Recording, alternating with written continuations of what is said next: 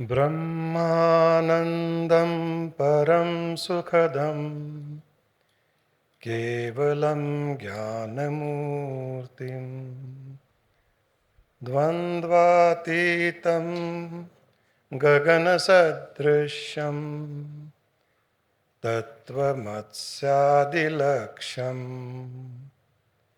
एकं नित्यं विमलमचलं सर्वधी साक्षिभूतम् भावातीतं त्रिगुणरहितं सद्गुरुं तं नमामि। सद्गुरुं तं नमामि। जो ब्रह्मानंद में स्थित है, हर पल जो उस ब्रह्म के आनंद में स्थित है उसे ब्रह्मानंद कहा गया है। इस सृष्टि में दो ही प्रकार के आनंद होते हैं। एक है विषयानंद, जो विषय में आनंद मिलता है। दूसरा है ब्रह्मानंद, जो ब्रह्म से जुड़ने पर आनंद मिलता है।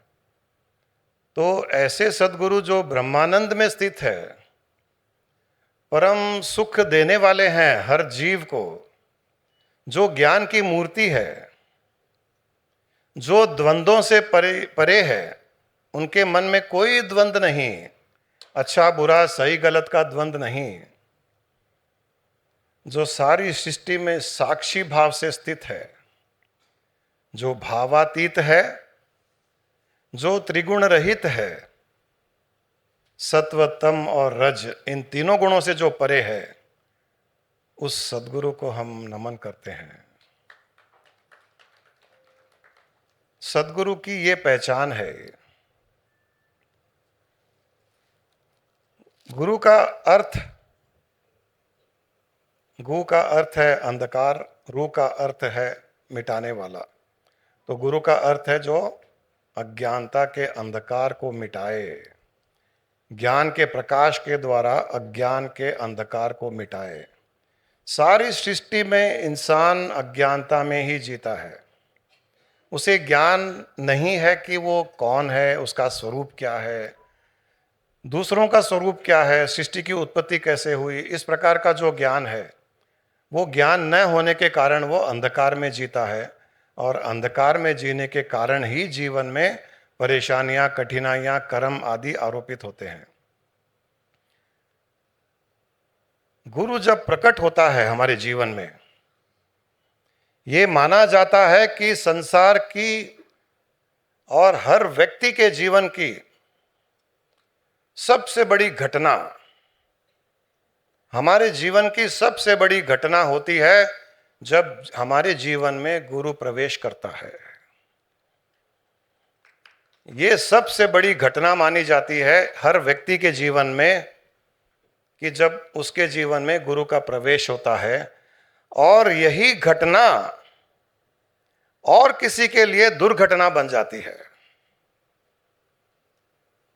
हमारे जीवन में जो सबसे बड़ी घटना है गुरु के प्रवेश होने से, वो घटना माया के लिए दुर्घटना बन जाती है। माया के लिए दुर्घटना बनती है जब हमारे जीवन में गुरु का प्रवेश होता है और वो घटना घटती है। ये समझने की बात है ये। और जिन लोगों ने गुरु को अपनाया, जिनके जीवन में गुरु का प्रवेश हुआ, उनको पता है, जो समर्पित हो गए उनको पता है कि माया के लिए कितनी बड़ी दुर्घटना थी ये। और शिष्य किसे कहा जाता है? गुरु का तो बखान हो गया, गुरु का बता दिया गया कि गुरु कौन है। शिष्य कौन है?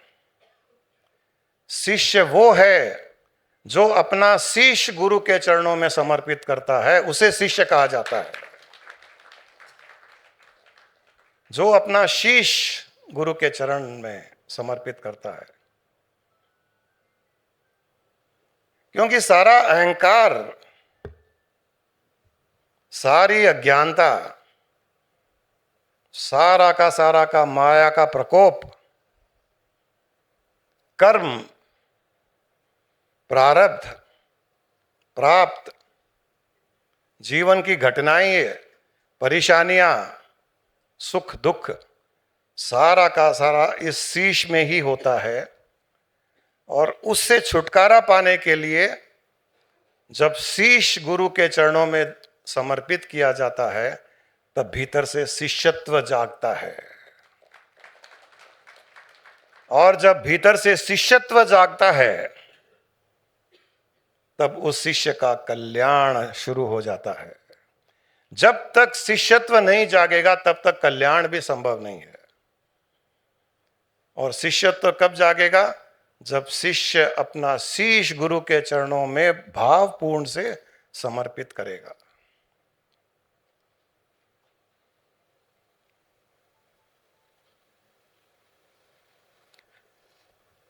गुरु और शिष्य का संबंध इतना गहरा होता है,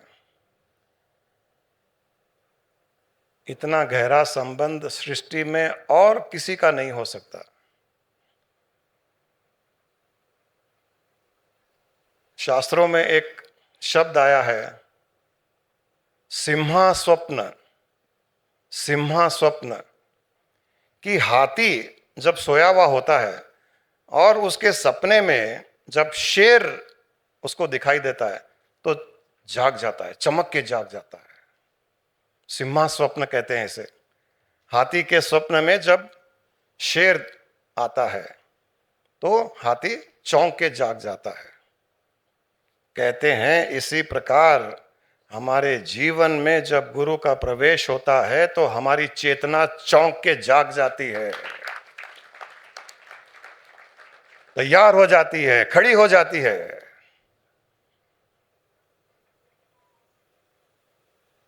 इस प्रकार से गुरु का बखान, गुरु का महत्व बताया गया।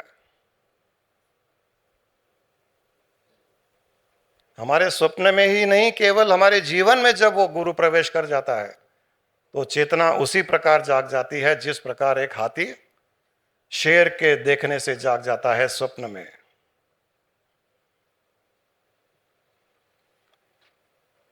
हमारा कल्याण बिना गुरु के संभव ही नहीं है, क्योंकि हमें पता ही नहीं है कि हमारा कल्याण होता कैसे है। हमें पता ही नहीं है कि कल्याण कहाँ किसे जाता है। हमें पता ही नहीं है कि कल्याण किस चिड़िया का नाम है। हम कल्याण कल्याण कल्याण करते तो है, कल्याण ज्वेलर्स भी जाते हैं, लेकिन उसमें कल्याण छुपा हुआ कैसे है वो पता नहीं है। वो केवल और केवल गुरु को ही पता है, क्योंकि उसका कल्याण उसके गुरु ने किया है, तो उसे पता है कि मेरा कल्याण जैसे मेरे गुरु ने किया है वैसे ही मैं दूसरों का कल्याण कर सकता हूं, क्योंकि उसने कल्याण का अनुभव किया है। जिसे कल्याण कहा गया है, जो कल्याण की स्थिति होती है, चूंकि उसने अनुभव किया है तो उसे पता है कि कल्याण किसे कहा जाता है।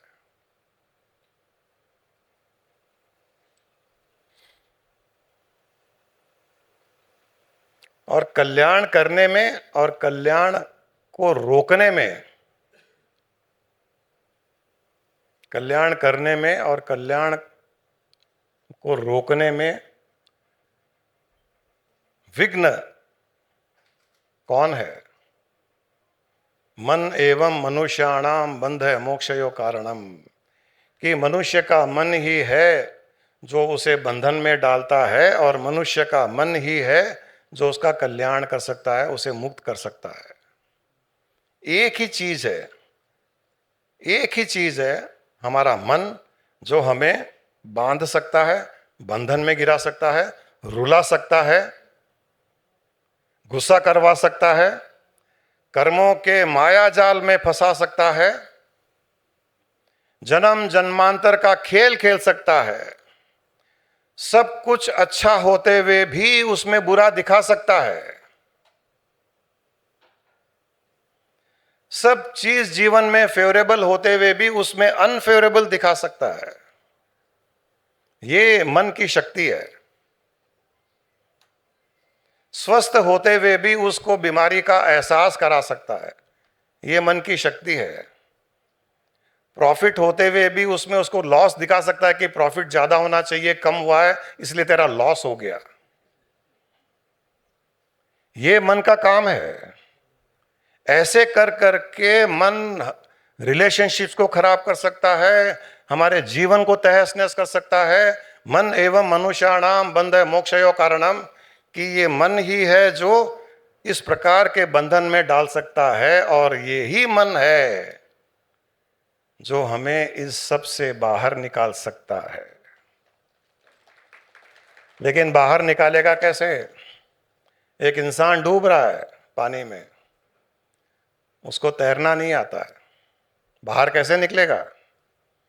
तो उसे किसी न किसी का सहारा चाहिए, हाथ चाहिए।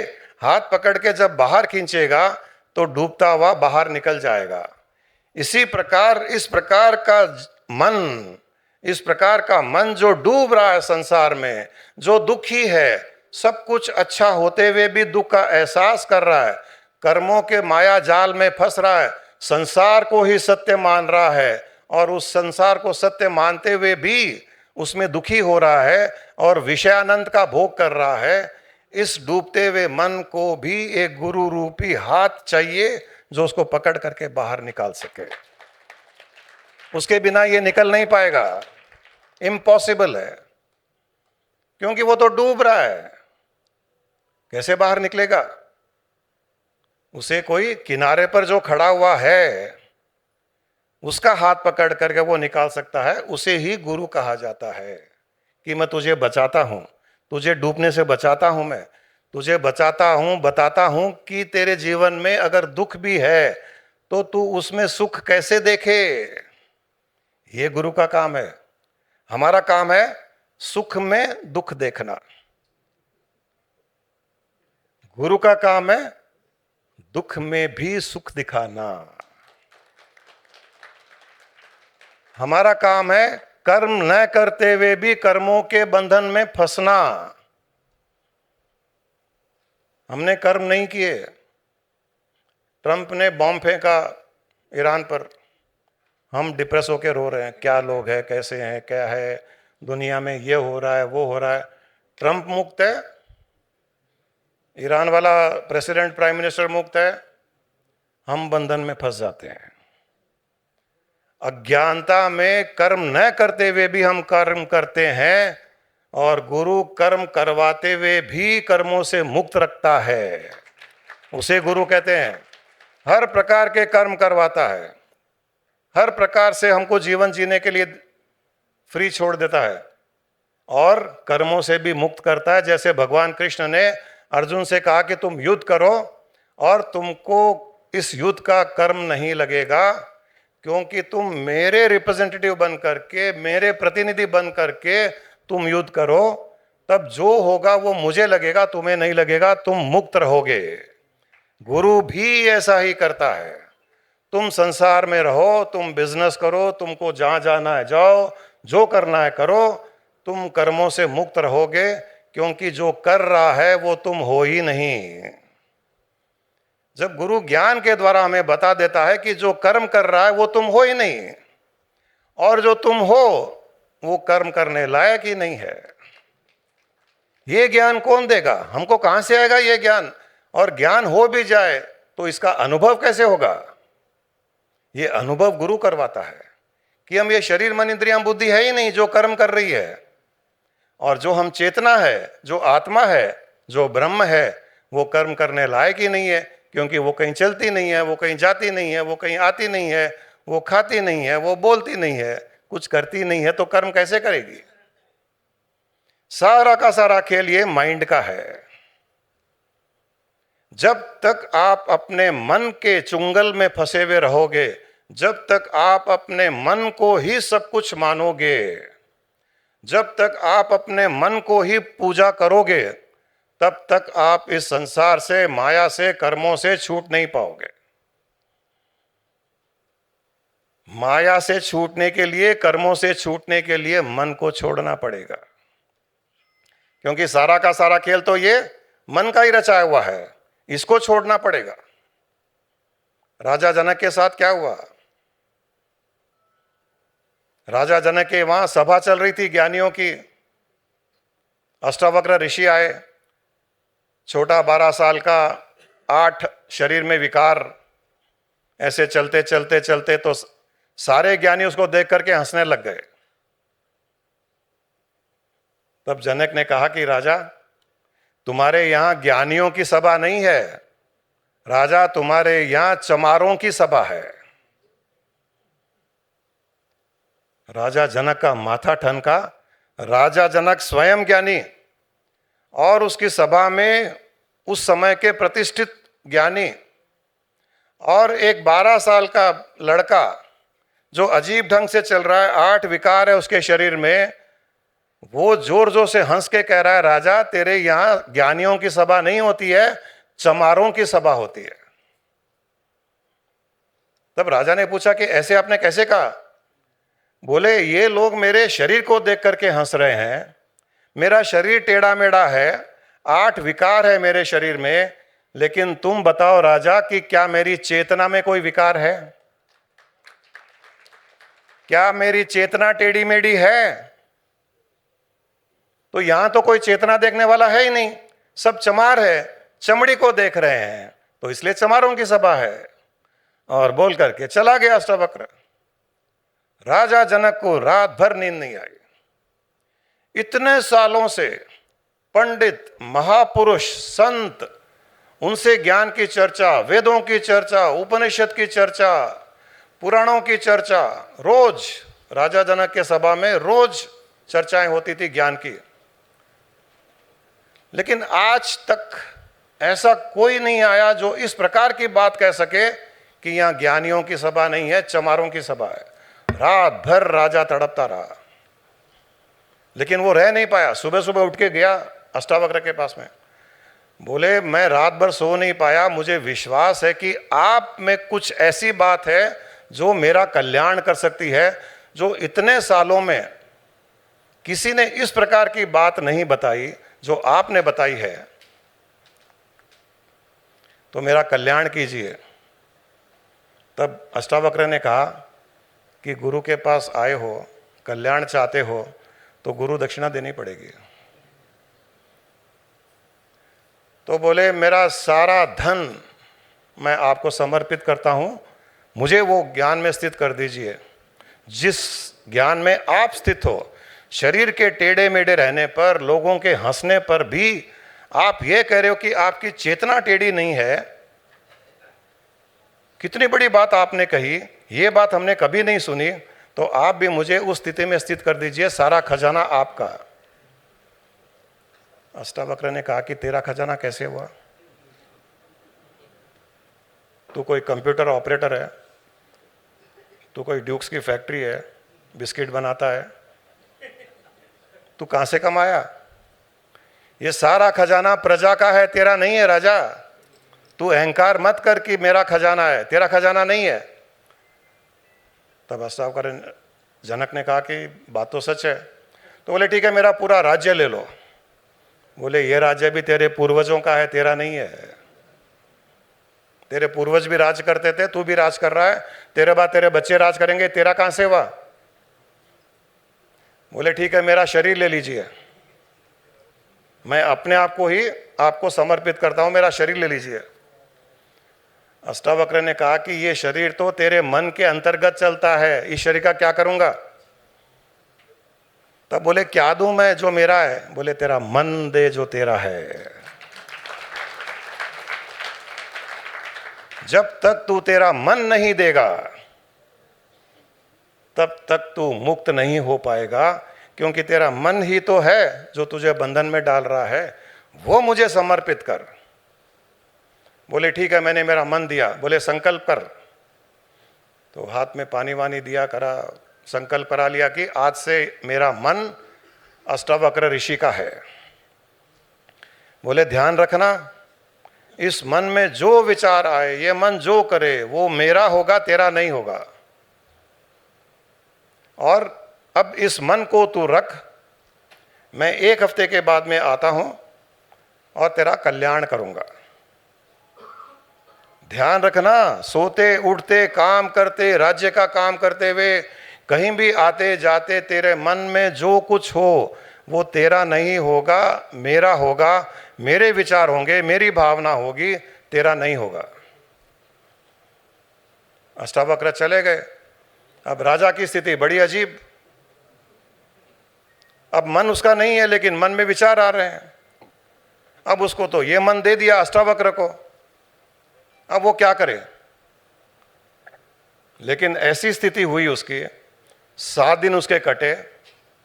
7वें दिन अष्टावक्र आए, बोले राजा कैसा है? बोले जिस पल आपको मैंने मन समर्पित किया उस पल से मैं अमन हो गया, मैं अमन हो गया, मैं बिना मन का हो गया, मैं मन से मुक्ति पा लिया, मैं मन के परे चला गया और मैंने मुक्ति और मोक्ष का अनुभव कर लिया, क्योंकि वो मन मेरा है ही नहीं, वो मन आपका ही है। बोले अब कल्याण करूं तेरा? बोले कल्याण अब क्या करोगे, हो गया मेरा तो कल्याण। आपने तो उस पल ही कल्याण कर दिया जिस पल आपने मेरा मन मुझसे ले लिया। तो अपना कल्याण करना है तो अपना शीश, जिस शीश में जो मन है उसको गुरु के समर्पित करोगे और उस मन को ये गुरु का मन है इस प्रकार संकल्प करके आप गुरु के चरणों में समर्पित कर दोगे तो आपका कल्याण उसी पल होने लग जाएगा। और इसी स्थिति को मोक्ष कहा गया है। यही मोक्ष है। जिस दिन आप मन से मुक्त हो जाओगे उस दिन आपको मोक्ष का अनुभव हो जाएगा। कई लोग मोक्ष को भी बहुत गलत मानते हैं। मोक्ष का अर्थ लोग ये सोचते हैं कि मरने के बाद जो वापस जन्म नहीं होगा उसे ही मोक्ष कहा जाता है। इसलिए जीवन जीते हुए लोग मोक्ष की बात नहीं करते हैं, मरने के टाइम देख लेंगे, नारायण नारायण का जाप कर लेंगे, मरने के समय मोक्ष मिल जाएगा, या काशी में जाकर के प्राण छोड़ देंगे, मोक्ष मिल जाएगा। न तो मरने के टाइम में नारायण याद आएगा और काशी में भी प्राण छोड़ोगे तो ये याद नहीं आएगा कि काशी में छोड़ रहे हो, आपको यही याद आएगा कि आपके परिवार में छोड़ रहे हो और दुकान में कोई बैठा है कि नहीं बैठा है, वहाँ गल्ले पर कोई है नहीं है, कोई चोर आया है नहीं आया, सब सो रहे हैं वहाँ पर, यही ध्यान रहेगा। वहाँ काशी में भी मोक्ष का नहीं रहेगा ध्यान। जब तक मोक्ष को जीवित रहते हुए जिंदा स्थिति में हर पल उसका अनुभव नहीं करोगे तब तक मोक्ष नहीं होगा। और मोक्ष का अर्थ केवल पुनर्जन्म लेना नहीं है, मोक्ष का अर्थ है बंधनों से मुक्त होना। मोक्ष सर्व बंधन मुक्ति ही, वेदों में कहा गया है मोक्ष सर्व बंधन मुक्ति ही, कि सारे बंधनों से जो मुक्त होता है उसे मोक्ष कहा गया है। अहंकार के बंधन से मुक्त, क्रोध के बंधन से मुक्त, राग द्वेष के बंधन से मुक्त, ये मेरा है ये तेरा है इस बंधन से मुक्त, कर्मों के बंधन से मुक्त, सर्व बंधन मुक्ति ही मोक्ष। और ये इंसान को, व्यक्ति को जीवित रहते हुए ही मोक्ष प्राप्ति करनी पड़ेगी, करनी चाहिए। मोक्ष का अर्थ केवल ये नहीं है कि मरने के बाद पुनर्जन्म नहीं मिलेगा। और मोक्ष का अधिकारी भी वही होगा जो जीवित रहते हुए हर कार्य करते हुए मुक्ति का आनंद लेना चाहे, वो ही मोक्ष का अधिकारी है। और जो मोक्ष का अधिकारी है वो मोक्षधारी है।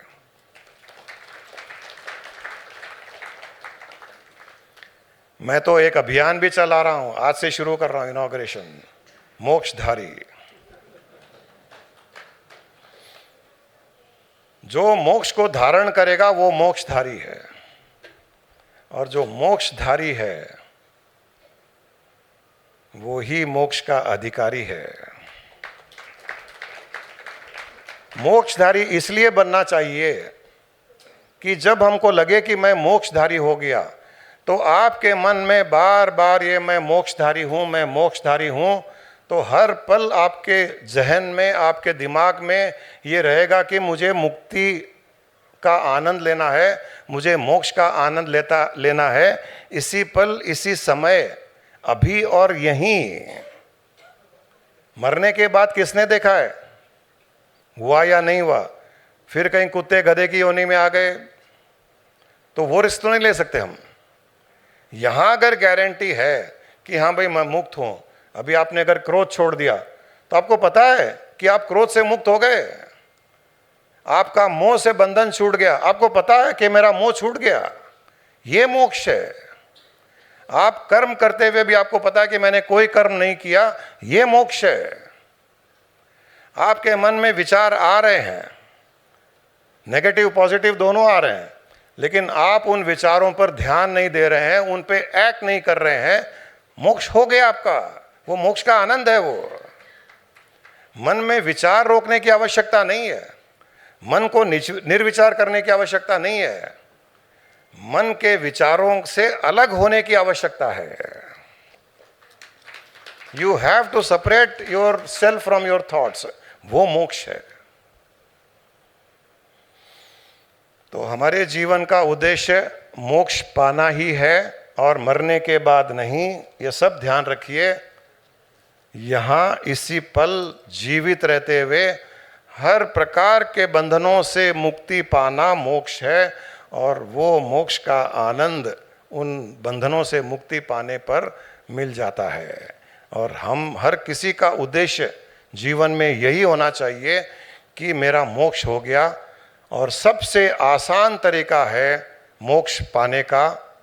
मैं फिर कह रहा हूँ, मरने के बाद की अवस्था की बात नहीं कर रहा हूँ मैं, जीवित रहते हुए हर कुछ करते हुए मोक्ष का आनंद लेना, उसे मोक्ष कहा गया है। और सबसे आसान तरीका है एक संकल्प करना कि मेरा मोक्ष हो गया, मैं मोक्ष की राह पर चल रहा हूँ और मैं मोक्षधारी हूँ, क्योंकि मैंने मोक्ष को धारण किया है। ये सबसे आसान तरीका है। इस प्रकार जब संकल्प किया जाता है तो बार बार आपको अपना संकल्प याद आता है कि मैंने मोक्ष को धारण किया है। और फिर आप देखिएगा कि आपके मन के जो प्रवृत्तियां हैं, जो वृत्तियां हैं, जो ट्रेड्स हैं, वो धीरे धीरे छूटती जाएगी, क्योंकि आपने मोक्ष को धारण कर लिया है। जब मोक्ष को धारण कर लोगे, आप जब स्माइल करते हो तो आपके माइंड में नेगेटिव थॉट्स नहीं आते, क्योंकि आपने स्माइल को धारण किया है। जब स्माइल को धारण नहीं करोगे तो नेगेटिव थॉट्स आते हैं। तो एक टाइम में एक ही चीज़ आएगी, आंखों में आंसू धारण करोगे तो स्माइल नहीं आएगी, स्माइल आएगी तो आंखों में आंसू धारण नहीं करोगे आप। तो आपको अगर मुक्ति का आनंद लेना है तो आपको मोक्ष धारण करना पड़ेगा, मोक्ष का संकल्प करना पड़ेगा, और आपको कहना पड़ेगा कि मैं मोक्षधारी हूँ। मेरी गारंटी है कि आप हर पल उस मोक्ष का आनंद लेते हुए जीवन व्यतीत करोगे। आपको करना है जीवन व्यतीत मोक्ष का आनंद लेते हुए, करना है तो चलिए एक संकल्प करते हैं सब। जिसको करना है, जिसको नहीं करना है छोड़ दीजिए। कोई फोर्स नहीं है। जिसको जीवन जीते हुए जीवन मुक्ति का आनंद लेना है वो ही संकल्प करे, बाकी संकल्प न करे। बाकी संकल्प ये करे कि मुझे बंधन का आनंद लेना है। जहाँ मैं कहूँ कि मोक्ष का आनंद लेना है, वो लोग ऐसा कहें कि नहीं हमें बंधन का आनंद लेना है। और जब मैं कहूँ कि ब्रह्मानंद का आनंद लेना है, तो वो लोग जो मुक्ति नहीं चाहते वो ये कहे कि हमको विषयानंद का आनंद लेना है। जब मैं कहूँ कि हमें सुख का आनंद लेना है, तो दूसरे लोग जो सुख नहीं चाहते वो कहे कि मैं दुख का आनंद लेना चाहता हूँ। ये आपको फ्रीडम है। आप आंखें बंद कीजिए, अपना हाथ राइट हैंड अपने दिल पर रखिए, और जैसे मैं कहूँ वैसे संकल्प करते जाइए कि आज, आप भी सब कहिए मेरे साथ, आज इस गुरु पूर्णिमा के अवसर पर सृष्टि के सारे गुरुओं का नमन करते हुए, सृष्टि के सारे ऋषि मुनियों का नमन करते हुए, सृष्टि के सारे देवी देवताओं को नमन करते हुए, ब्रह्मा विष्णु शिव को साक्षी मानकर,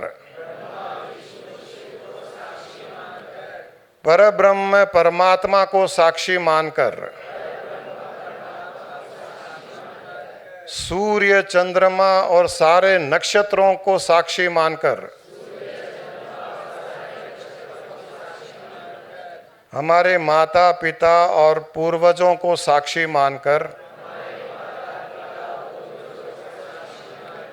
आज मैं ये संकल्प करता हूँ कि मेरा मोक्ष हो गया, इसी पल यहीं पर मेरा मोक्ष हो गया।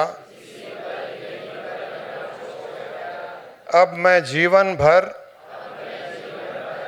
मोक्ष का आनंद लेते हुए, मुक्ति का आनंद लेते हुए, कर्मों से मुक्ति का आनंद लेते हुए, जीवन में सब कुछ करते हुए मैं मोक्ष का आनंद लूंगा।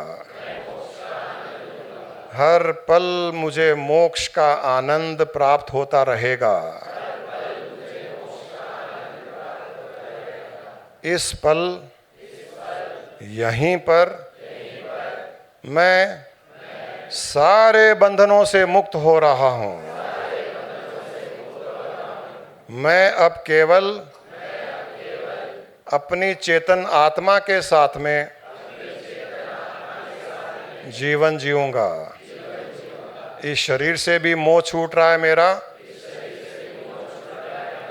और इस शरीर से जुड़े हुए जितने भी संबंध है सबसे मेरा मोह छूट रहा है। आज मैं पूर्ण रूप से मेरे ही मन से मुक्ति पा रहा हूं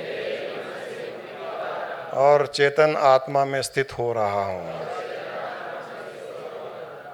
अपनी आंखें बंद रखिए।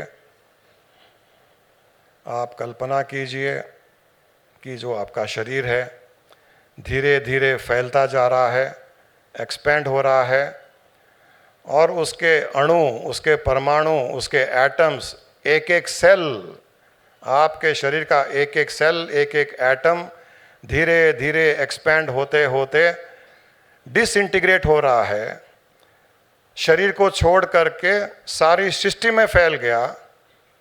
अब आपका शरीर भी नहीं रहा, क्योंकि उसके परमाणु, उसके सेल्स, एटम्स जो एक जगह इंटीग्रेटेड थे, क्लस्टर्ड थे, वो डिसइंटीग्रेट होकर के सारी सृष्टि में फैल गए हैं। आपका मन चेतन परमात्मा में लीन हो चुका है, इंद्रियां अपने विषयों में लीन हो चुकी है। इस पल आप निराकार सारी सृष्टि में फैले हुए चेतन आत्मा का आनंद ले रहे हैं। शरीर का एक कण भी, शरीर का एक सेल भी, शरीर का एक एटम भी आपसे जुड़ा हुआ नहीं है। वो सब डिसइंटीग्रेट होकर के सारी सृष्टि में फैल गए। मन जहाँ से उत्पन्न हुआ अपने सोर्स में लीन हो गया, इंद्रियां अपने विषयों में लीन हो गई, और जो बचा हुआ है वो केवल और केवल निराकार शुद्ध चेतन आत्मा बचा हुआ है, जो आपका स्वरूप है। और यह स्वरूप पूर्ण रूप से मुक्त है। इस चेतन स्वरूप ने आज तक न कोई कर्म किए, न ये कर्मों को करने में सक्षम है, और न ही भविष्य में ये कोई कर्म करेंगे। इसलिए मैंने जो संकल्प लिया, आज उस संकल्प का निधान हो गया, उसका परिणाम मुझे मिल गया। मैं पूर्ण रूप से मुक्ति का आनंद ले रहा हूँ। मैं ब्रह्मानंद हूँ, मैं परम सुखदम हूँ, मैं भावातीत हूँ, मैं त्रिगुणातीत हूँ, मैं चेतन आत्मा हूँ, मैं पूर्ण आनंद हूँ, मैं पूर्ण आनंद हूँ, मैं पूर्ण आनंद हूँ। अपने दोनों हाथों को, हथेलियों को आपस में मसल कर अपनी आंखों पर लगा लें और धीरे धीरे आंखें खोलते हुए अपने चेतन आत्मा में स्थित रहते हुए, शरीर आप नहीं हो, शरीर का केवल आप अनुभव कर रहे हो, मन आप नहीं हो, मन के विचारों के आप साक्षी हो, इंद्रियां आप नहीं हो, अहंकार आप नहीं हो, क्रोध आप नहीं हो, राग द्वेष आप नहीं हो, इन सब के आप साक्षी हो। इस प्रकार का भाव करते हुए आंखें खोलकर इस पल के पश्चात उसी प्रकार का आप जीवन जियोगे जीवन भर।